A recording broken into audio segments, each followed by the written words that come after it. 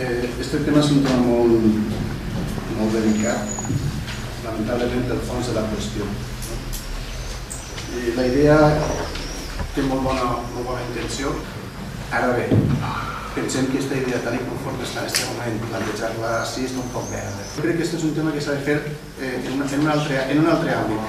Si és un tema que se apoya bàsicament en el voluntariat, i crec que és l'única forma i la forma millor de portar el tema que en definitiva és caritat, i aprofito per dir que no li podríem dir que no a ningú, perquè la caritat és una virtut universal, i sí que seria de mal nascuts dir-li a algú: tu que no eres d'aquest poble i ho necessites, vés-te a un altre poble a menjar-te un pa de calent. Això me pareixeria lamentable. Entonces, jo el de l'efecte cridar, en aquest cas, ni m'ho plantejaria.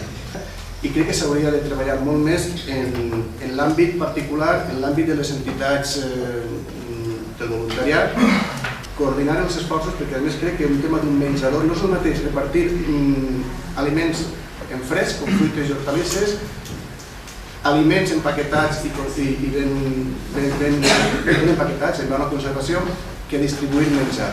El nivell de rigor és molt més elevat. I sé que des del voluntarisme s'hi poden fer moltes coses. Exemples n'hi ha. I en Carcaixent, si no n'hi ha més remei, n'hi hauria que fer-ho.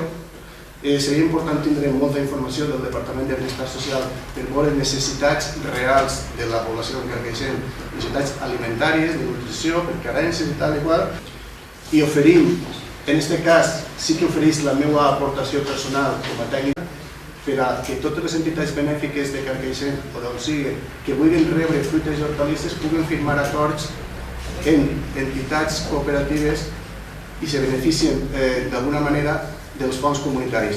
Aporta informació, que és l'única cosa que puc aportar, i aporta col·laboració en la tramitació com a voluntari també en aquest cas. Aportaríem tots, crec que no estem disposats.